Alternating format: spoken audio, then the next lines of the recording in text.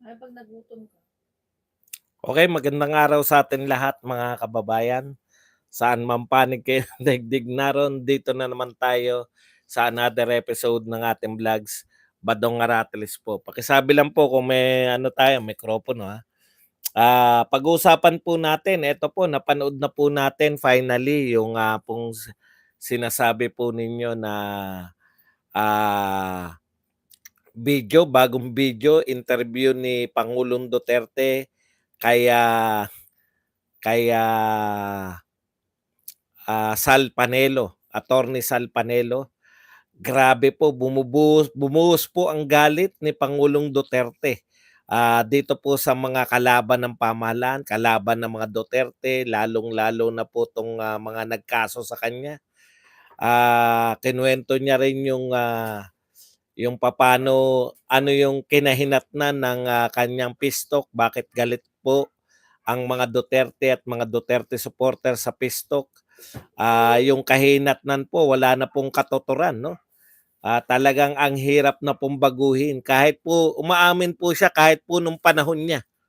Nung panahon ni Pangulong Duterte, grabe na po itong ating mga nasa gobyerno. Di lalo na po ngayon na halos wala na nakakaawat. Hindi lang po korupsyon ang sinasabi ni Pangulong Duterte, no? Yung pagkakamal po ng salapi, wala na pong pumupuna man lang dito sa kasalukuyang mga tao sa gobyerno kung paano po sila. Hindi po simpleng magnakaw, no? Yung anong tawag doon? Yung magkamal, no? Yung plundered, how they plundered the country. Ika nga. At parang maliit pa yung nangyari. Ito, nag-ugat yung sinasabi ni Panelo dito sa suspension ng gikan sa masa. Diyan po nagsimula yung kwentuhan hanggang mauwi dito sa pananaw niya sa gobyerno ni Marcos Romualdez. Yan po ang pag-uusapan natin, pero bago yan, kung bago ka pa lang dito sa ating channel, mag-subscribe ka na. Dahil ito lang ang tayong channel na may kinikilingan, may pinapanigan, una sa balita, huli sa impormasyon.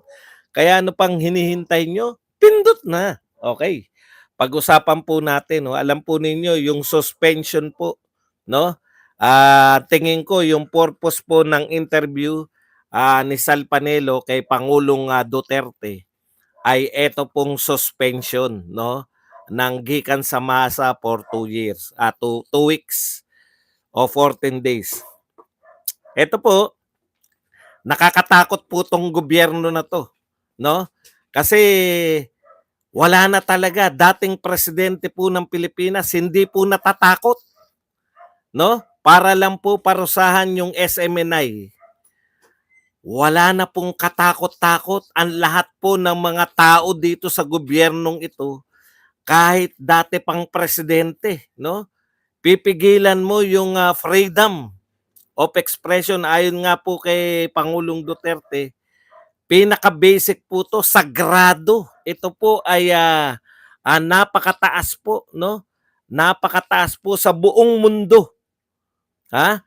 Napakataas po ng paggalang ng lahat ng tao sa buong mundo dito po sa dalawang karapatan na nilabag nitong kasalukuyang yung MTRCB sa pamumuno po ng kasalukuyang gobyerno, no? Ano po tong mga karapatan na to na pinakasagradong karapatan sa lahat po ng uri ng lipunan, no? Sa buong mundo. Ito po yung karapatan sa pamamahayag at karapatan sa freedom of the press, pamamahayag at freedom of expression. Yung yun nga po, pamamahayag at freedom ng press. Okay. Alam niyo po ba, dinidiscuss po, maganda po talaga mag-discuss yung mga abogado, no? Kasi nakikita po natin yung mahilig po sila talaga dun sa aktualan, no? Hindi po mga haka-haka. Siyempre, pipilitin po nating maipaliwanag sa mas naiintindihan natin, no? Ayon po mismo dito sa dahilan ng MTRCB. Alam na po natin, no? Ang basic po, kaya po ano po ang tunay na dahilan niyan? Siyempre mauugat po natin 'yan dito po sa sabi nga ni Attorney Sal Panelo, ang ugat talaga ng lahat ng 'to, panggigipit sa SMNI at ang SMNI kasi ay, talagang yan na lang po yung, nagpapakita ng suporta 'no, tanging media na nagpapakita po ng suporta dito po sa ating mahal na Pangulong Duterte. So lahat po ng panggigipit sa mga Duterte, lahat po yan ay para po, dito sa panggigipit, mapaghiganti 'no. Ito pong, kasalukuyang may kapangyarihan. Mamaya po masasabi po yung nasa thumbnail natin, hindi ko po na maisip na kaya pong sabihin yan ni Pangulong Duterte ng harapan dito po sa mga Marcos at tsaka po dito sa mga Romualdez. Grabe po 'no, talagang nasobrahan na po sa galit. Never, lahat po nagtataka po kami, takang-taka kami sa inyo mga dilawan kakamping 'no. Sagrado sa inyo 'yan, meron lang masabi sa inyo, mema po na lang sa inyo sa press. Yung, ABS-CBN grabe kung ipagbawal niyo samantalang, grabe akusahan niyo si Pangulong Duterte nung sinasabi niyo pagbibintang na pinasara yung, ABS-CBN 'no. Ngayon eto po, human rights, nasan kayo? Yung very basic na karapatan na magpahayag, wala po tayong naririnig sa human rights. Ito po ang, basehan. Bakit po, pansamantalang mawawala sa ere, tatanggalan ng karapatan na magpahayag si Pangulong Duterte, tatanggalan ng karapatan ng, freedom of the press ang SMNI. Ito po ang sinabi 'no, ayon kay Sal Panelo, yung wordings mismo. There are some aspects of the program that may be in violation. Tignan niyo po yung wordings.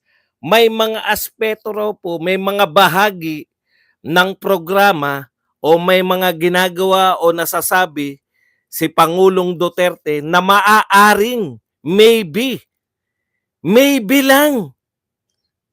Alam niyo ibig sabihin ng maybe? Wala po silang matukoy. Yun nga po yung sinasabi ni Pangulong Duterte. Ni hindi nyo nga masabi kung ano yung binayolate. Alam mo, Ray Philip Regis, no? Okay lang sa'yo na mawa, mawala ng press freedom dahil meron namang social media. Ibang klase ka rin mag-isip eh. Di ba? Ibang klase ka rin. Ako, halimbawa, pinatigil ako sa YouTube dahil okay lang sa akin kasi may Facebook naman. Ibang klase yung pag-iisip nyo, tatanggapin na lang natin dahil Marcos at Romualdez ang namumuno. Yun ba gusto mong sabihin?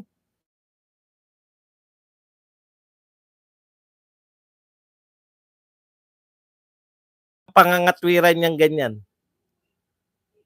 Hindi ko kayang tanggapin yan. May social media naman kahit mawala ni SMNI. Ganun ba? Di patigil na rin natin yung GMA7, ABS-CBN, lahat yan. Total, may social media naman. Ganyan na po yung ating pangangatwiran ngayon. Total, may social media naman. Tanggalin na yung SMNI. Anong uri po ng pangangatwiran yan? Hindi nga matukoy ng MTRCB ano yung binayolate. Sabi nga po ni Pangulong Duterte, ito po pinapaliwanag ko sa inyo, hindi nga nila masabi ano yung sinabi ko na nakabiolate sa batas. Maybe, probably. Para daw makaiwas kasi may nagrereklamo. Kailan po ba natigil ang pagrereklamo? Ibig sabihin pag may nagreklamo,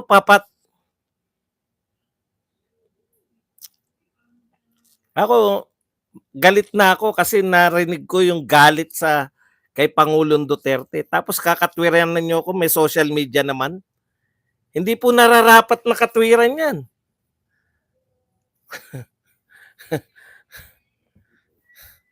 Dahil po yan, may prangkisa po yung SMNI. No? Okay.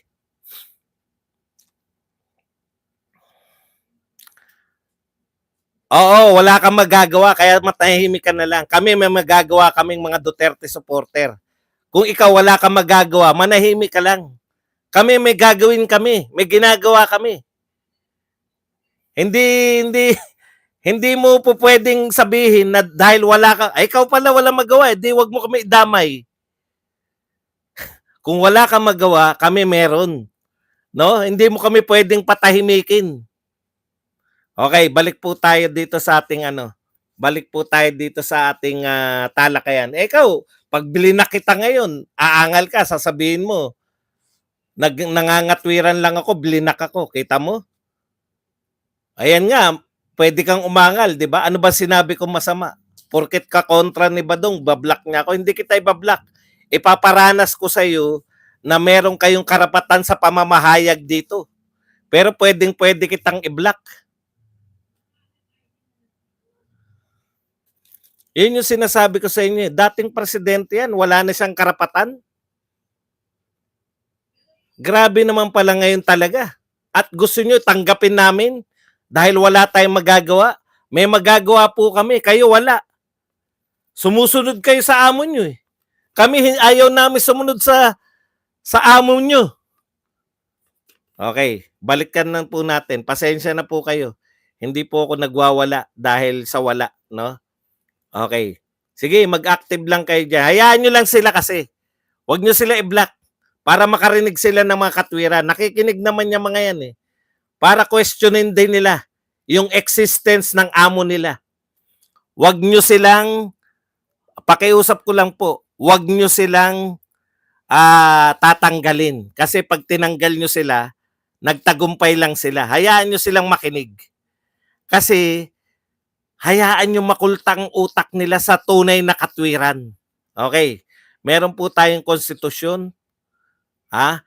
Ang konstitusyon po sa Pilipinas, pinakamataas po yan. Daig po niya ng speaker. Tukoy na natin. Daig po niyan yung presidente. Ang konstitusyon po ay mas mataas pa sa speaker at mas mataas pa sa presidente ng Pilipinas. Okay? Okay.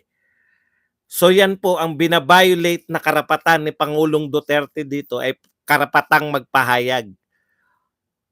Para po saan? Ano po yung katwiran? There are some aspects of the program that maybe hindi pa sila sigurado yung MTRCB. Sinuspindi na, hindi pa pala sigurado kung may nilabag o wala. Ganyan na po ang uri ngayon. Manahimik muna kayo, kulong muna, kahit hindi pa kami tiyak. No? Pwede po ba yun? Halimbawa po, wag niyo pong tatanggalin, hayaan niyo lang sila makinig. Ako lang po, hayaan niyo sila kasi makakarinig din sila ng katwiran eh. Gusto kong questionin nila yung amo nila. Kahit nahihirapan sila sa loob, gusto kong marinig nila na yung mga ginagawa ngayon hindi lang po sa hindi makatwiran. Outright labag po sa karapatan ng mga mamamayang Pilipino. Si Pangulong Duterte po hindi po simpleng mamamayang Pilipino. Dati po siyang pangulo. No? Okay. Ito po ang katwiran. Maybe violation of PD 1986. Maybe pa lang, tinanggal mo na sa ere. Parang ganito po, no? Masama ba Badong na preventive suspension para nga hindi na ulitin? Ano nga yung hindi na uulitin? Wala nga kayong matukoy. Hindi nyo nga alam kung ano yung bakit kinakailangan nyo isuspend. Alam nyo po, ang media, ang pangunahing karapatan na pinag-uusapan natin sa media, yung parusa ninyo, no, kay Pangulong Duterte, parusa po yan kung napatunayan nyo nagkasala. Hindi po pwedeng yung preventive suspension, preventive pa lang, ay kasing bigat na ng parusa kung napatunayang nagkasala. Paano kung hindi napatunayang nagkasala? Naparusahan nyo na. Parang ganito po yan eh. Halimbawa po, yung amo, pinaimbestigahan, nagrereklamo yung kanyang mababang posisyon. Halimbawa, sexual harassment. Ang panawagan nung na sexual harass na sekretarya o assistant, preventive suspension nyo po muna kasi gigipitin ako niyan eh. Di ba? Kaya po pine-preventive suspension yung nerereklamo kasi gigipitin to eh. Ipe-pressure siya para papatawag siya, boss niya yun eh. Bakit mo ba ako nirereklamo? Baka pwede natin pag-usapan to. Ipe-pressure siya para patalsikin o i-atras yung gagamitin yung power pag hindi mo sinuspend para gipitin yung nagrereklamo. Kaya po nagkakaroon ng preventive suspension. Sa kaso po na to, yung parusa ay tanggalin siya sa ere, pinarusahan mo na eh. Nang wala ka pang malinaw na paglabag. Ibig sabihin na parusahan na si Pangulong Duterte nang wala ka pang binibintang man lang. Nasanay po sila, ganyan po yung trend ngayon. Mula po kay Vice President Sara Duterte. Pinagbintangan ng pinagbintangan sa may inalaw kasi natin. Alam niyo yun, hindi tayo pumalag kay Vice President nung tinatanggal yung kanyang confidential fund. Ano po ang katwiran? Pinagbintangan ba na ninakaw kasi niya yung binulsan niya kasi yung confidential fund? No? Hindi po. Ang sinasabi, ginastos mo yan. Bakit mo ginastos ang confidential fund mo? Sa loob lang ng ilang araw. Kailan pa po mali nagastosin yung binigay sa yung pondo? Hindi po tayo pumalag. Hinayaan po natin sila. Ngayon, dating Pangulo na po ang tinitira ng ganyan. Hindi pa rin tayo papalag. Ano nang uri tayong lipunan? Yan nga po yung dinidiscuss ni Pangulong Duterte. Okay, sabi po ni Pangulong Duterte, that's gross violation of my constitutional rights to freedom of expression. That is the violation of constitutional rights to freedom of the press ng SMNI. Putya, wala pa pong, kumbaga, no? Pinagbibintangan ka pa lang, kinulong ka na.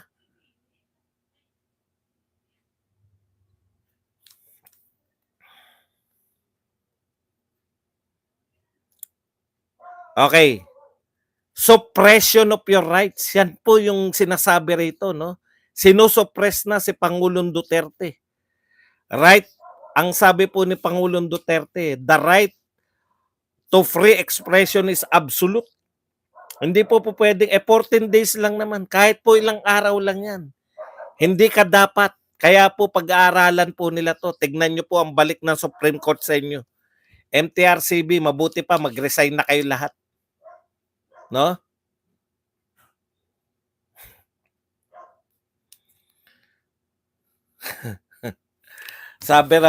sabi ng MTRCB, to prevent, ang dami yata tagapagtanggol ngayon ng MTRCB. Kinuyog tayo. Adrian Malikdem. Ano ang violation ayon sa MTRCB? Kasama ka ba sa MTRCB? Ano ang violation ayon sa MTRCB? Babasahin ko na sa'yo. Nag-notes ako. There are some aspects of the program that may be in violation. Maybe, probably. Hindi po pwedeng suspendihin mo yung programa na ang katwiran ay maybe. Baka mas marunong pa to si Baka mas marunong pa to si Malikdem kaysa sa MTRCB. May binabanggit siyang paglabag eh. Yan yung problema sa inyong lahat, no? Lahat kayo, alis na ako. Ingat, mahal. Lahat kayo, alam na kagad yung nilabag ni Pangulong Duterte. No? Pero yung MTRCB, maybe pa lang, kayo alam nyo na. Okay. Huwag nyo po silang tatanggalin. Gusto kong maranasan nila na yung freedom of expression. Kasi 'pag tinanggal niyo yan, aangal yang mga yan. O, yan po ginawa kay Pangulong Duterte. Okay, bakit po ang antapang ni ng MTRCB? Alam niyo na kung bakit matapang. Ngayon, eto po. Sabi po ni hindi nga nila ma-pinpoint kung ano yung sinabi. Sabi po ni Pangulong Duterte, they cannot even pinpoint kung ano yung sinabi ko na punishable by law. Buti pa si Malikdim alam kung ano yung ginawa ni Pangulong Duterte, pero yung MTRCB hindi nga nila masabi. Kaya nga sabi ni Pangulong Duterte, hindi po pwede, no? Hindi po pwede na hindi nyo pa nga matukoy kung ano sa mga sinabi ko, ha? Ang punishable by law. Wala po silang masabi. Bakit nyo paparusahan? Okay, ikalawang point. Sinabi ni Pangulong Duterte to. Totoo. Siya na umamin. Totoo, sinabi ko. JJ Kojima, thank you very much sa 1,600 yen. Ang sabi ni Pangulong Duterte, totoo sinabi ko, gusto kong patayin ng mga komunista. Umaamin po si Pangulong Duterte, hindi po yan peke. Pag tinanong mo si Pangulong Duterte, aamin yan. Di yan katulad ng speaker na sasabihin niya, kumusta kayo ni BP Sara? I look at her as friend. As friend? Kaya mamimili po kayo ng leader. Etong nagsasabi, hindi bumabaliktad sa sinabi niya. Ano sinabi ni Pangulong Duterte? Totoo. Gusto ko silang patayin. Yung mga komunista. Pero inaamin ba ni Franz Castro na siya'y komunista? Ang sinabi ni Pangulong Duterte, yung mga komunista ang gusto niyang patayin Ayan ang sabi ni Pangulong Duterte. Ngayon lang po ako nagno-notes. Pag may notes po ako, matino po ang diskusyon natin Okay. Pero ito po ang nakakatakot. No? Sinabi ni Pangulong Duterte, mas malala pa po ang crucifix na papasinin sa mga susunod na araw ng mga Pilipino. Alam niyo na po kung ano yung magaganap. Thank you very much kay Super Mario. Go, go, go, Boss Buds. Okay. Mas malala pa raw po yung mangyayari sa mga susunod. Bakit po? Ang tanong ni Pangulong Duterte, umamin kayo sa gobyerno kasi nung kami ang nasa gobyerno, alam namin. Ito sabi ni tanong ni Pangulong Duterte, are we infiltrated or not? Alam ng military at government na they are communists. Hindi ko na po tutukuyin kung sino yung they.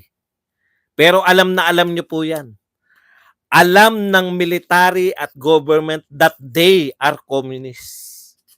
Yan po ang sinabi ni Pangulong Duterte. Nagawa, ano to? Okay, ito po ang ngayon lang revelasyon. Hindi po niya tinukoy. Pero yung mga kausap niya raw, yung kausap niya sa pistok, no? Nagmurahan na sila. Nung una, maganda para usapan nila Natapos po yung pistok, usapan sa pistok, minura ni Pangulong Duterte yung kausap niya, minura din daw siya. Kaya sabi ni Pangulong Duterte, no pistok, no more ever. Yan po tinaga sa bato ni Pangulong Duterte. Kasi paulit-ulit lang Dito po sa programang to, sinasabi natin paulit-ulit lang yung pistok. Kahit po yung sa dalawang speech ko po doon sa pagtitipon ng mga Duterte, nililiwanag ko po na paulit-ulit lang yung pistok na yan. Kaya po natin sinuportahan tong si BBM Dahil sabi niya, itutuloy niya yung mga proyekto ni Pangulong Duterte. Very basic, ICC, no to ICC, no to pistok. Dahil ulit-ulit lang, mula pa nung unang panahon, nakikipagpistok na. Ano sabi ni Pangulong Duterte? Ulit, mas maganda kay Pangulong Duterte. Pistok no more. There's no sense talking to them. No? Nagmurahan daw sila eh. Hindi niya lang tinukoy kung sino yung kamurahan niya. Malamang yung leader kasi sinabi ni Pangulong Duterte, pag umuwi ka sa Pilipinas, yun daw ang sinabi niya doon sa kamurahan niya. Minura din daw siya. It's obvious. Magpapalakas lang sila. Magpapalakas. Mahina, magpapalakas. Iaalaw natin yung pistok, pinagmamalaki pa ninyo. Makikipagpistok kayo. Pronouncement ni Martin, kaya nga maganda eh. Mamimili kayo, sabi ni Inday, ayaw ko ng pistok. Sabi ni Martin, gusto ko ng pistok. Wala na pong lihiman. Nilalatag na po sa inyo yung mga baraha. Wala na lihiman. Ayan no. China na naman kayo. Wala naman kayong katuturan. China kayo ng China. Wala namang usapan China dito. China tayo. China. Wala.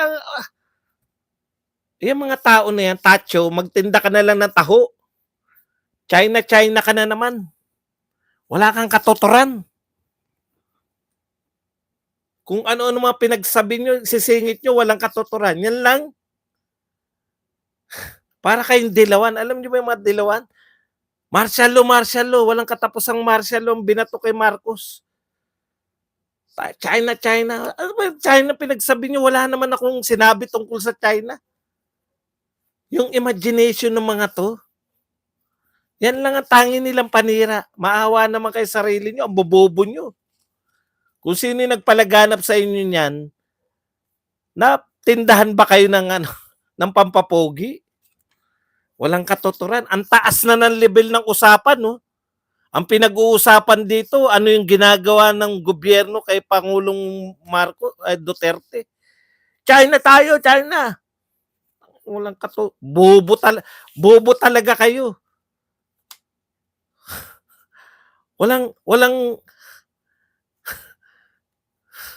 Walang katuturan. Ipapasok niyo, wala namang pinag-uusapan na gano'n.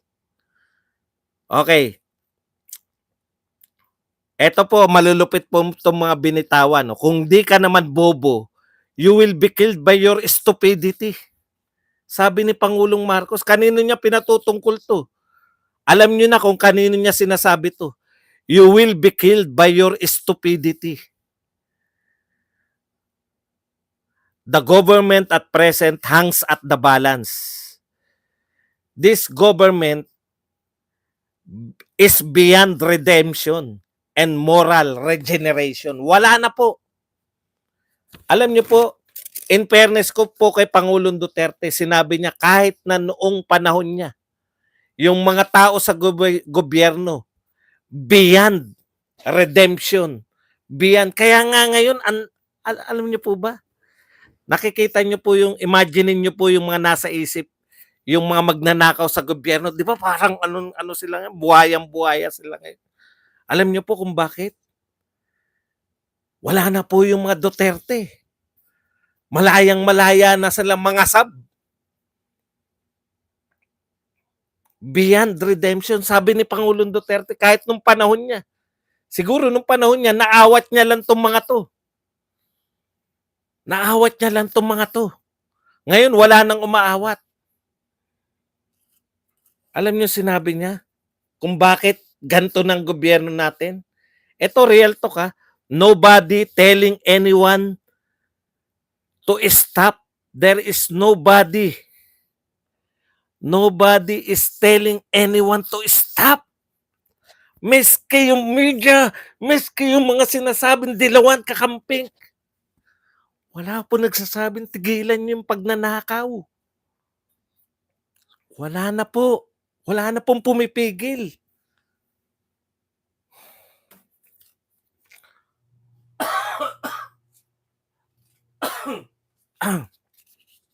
Okay. Tuloy natin sinabi ni Pangulong Duterte, nobody is telling anyone to stop. There is nobody willing to shoot the idiots who are continuing to plunder. Wala na pong pumipigil. sa mga magnanakaw na patuloy na nagnanakaw. Harap-harapan, harap-harapan. Yan sinasabi ni Pangulong Duterte. Eto po ina-address niya. Alam niyo kung kanino niya ina-address 'to. Ayaw mong pumatay dahil takot ka diyan sa PI na ICC na yan. Walang mangyayari diyan sa gobyerno mo. Real talk po. Eto ang sinabi ni Pangulong Duterte, ayaw mong pumatay dahil takot ka sa PI na ICC na yan. Walang mangyayari sa gobyerno mo. Kanino niya ina-address yan? Alam niyo na kung kanino yung gobyerno.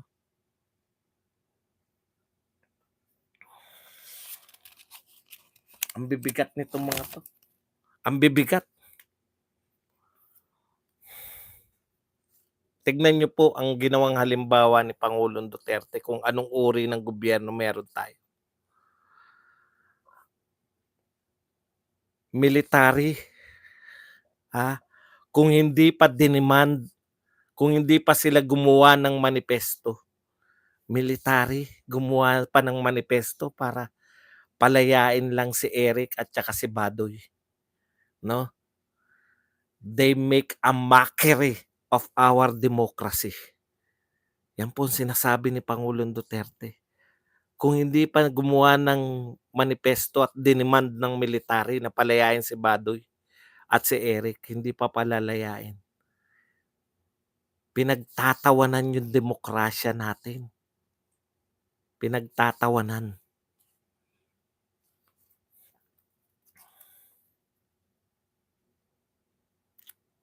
Yan lang ang babato mo, Warren Villaruel? Oo. Yun lang, oposisyon lang ang sinasabi natin. Walang nakakapigil sa mga magnanakaw, sasabihin mo, oposisyon ka kasi ba doon? Yun lang. Yun lang ang ikakatwiran mong bobo ka. I have it to the military to decide. Bahala na po kayo military, sabi ni Pangulong Duterte. Alam niyo, sinabi niya, eto real talk ang sinabi niya sa mga Marcos. Yan, nariyan po sa ating nariyan po sa ating thumbnail. Dito ko po tatapusin. Yung dito po sa nakalagay po sa ating thumbnail. Ano na ba yung nakalagay na nga dyan sa ating thumbnail? Kaya ko po dyan nilagay.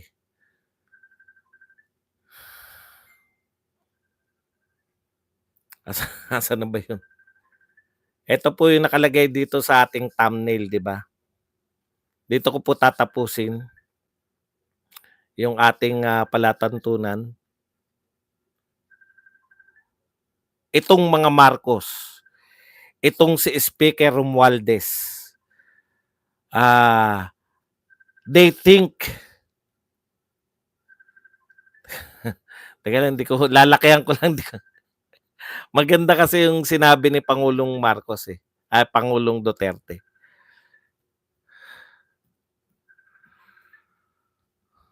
Makulit naman itong mga tawag ng tawag.